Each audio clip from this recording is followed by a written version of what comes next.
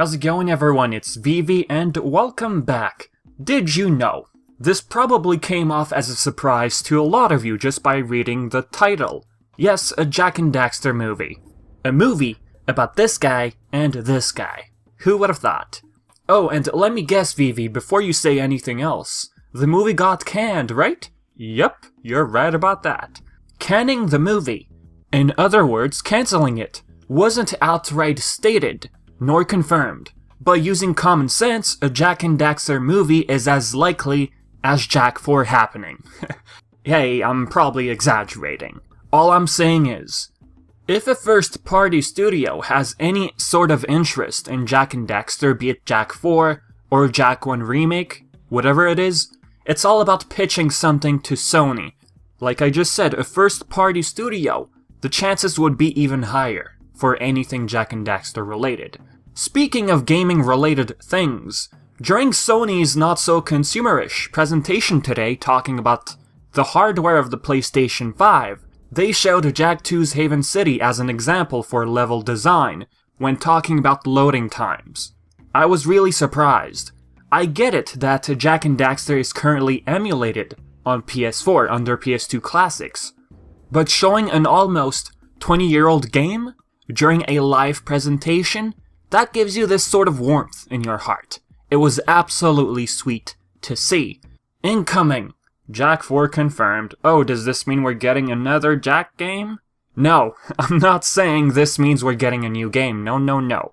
Look, although Jak 2 was shown in front of 650,000 viewers, it still doesn't guarantee a new game, okay? The live chat was certainly entertaining. I don't know if you saw it, but yeah. So back to the main topic. Was this movie based on the first game, second game, third game? What were we going to look at? Well, I would like to guess that the Jak movie would be based off the precursor legacy. Why? Well, simply because TPL has its own lovely charm to it. Colorful world, charming to both young and adult audiences. One would think a movie would fit the world of the precursor legacy compared to the more edgy version Jak 2 and Jak 3.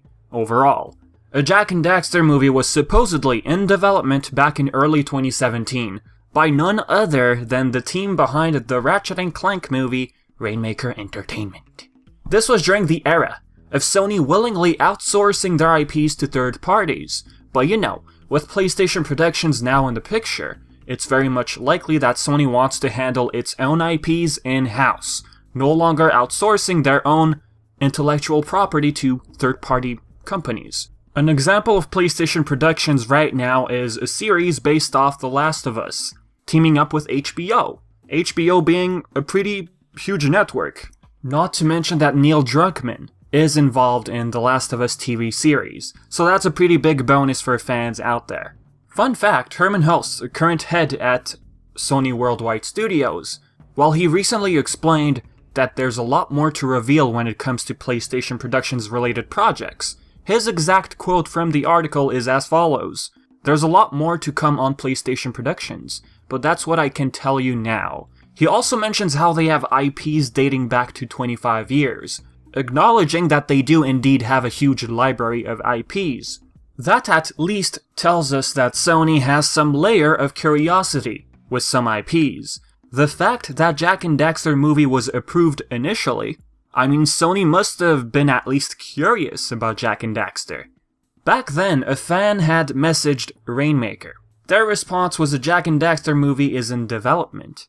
Now, although I'm looking at a DM right now, when it comes to this, answering questions fans asked back then, the whole thing with Sly Cooper, the movie fiasco, I mean, Rainmaker would answer to so many fan questions, basically misleading people and causing false hope.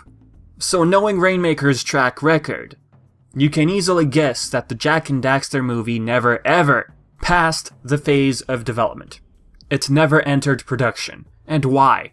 Well, there's the Ratchet Clank movie to blame. Sly Cooper was getting a movie, supposedly. Sony thought, okay, the Ratchet Clank movie flopped, let's try a TV show under a different company, the ones behind Sonic Boom, Technicolor. Nope, nothing came out of it. Well, to be honest, Sly is currently, probably, under PlayStation Productions right now, so I'm still not too quick to dismiss Sly getting a TV show. I still have hope. My question right now is, was Jak going to be mute in the movie? Were they going to use the same villains, Gall and Maya? Heck, the Ratchet Clank movie shoehorned Nefarious. He was completely unnecessary. Speaking of Nefarious, I actually made a video comparing old Drek from 2002 to the new Drek from 2016. If the Jak movie were to feel like Ratchet Clank, in terms of movie, where you question how the Ratchet Clank buddy duo relationship was handled, I mean, well, let's just say I would have had low hope for this movie. Kevin Munro would perhaps have had his hands on the writing, so there's that. Kevin Munro did take over the original cut script by TJ Fixman for the Ratchet Clank movie. I don't know if you've been ever aware of that, but yes, that's the case. Anyway guys, I thought it'd be fun to go back and reminisce on the whole Jak Daxter movie topic. To wrap up the video, here's a tweet by Ready at Dawn, showing Daxter PSP from 14 years ago. What I remember from Daxter, well, I remember getting my PSP Silver 2000 bundled with Daxter. If I recall correctly, it was like a limited edition PSP, it was so cool.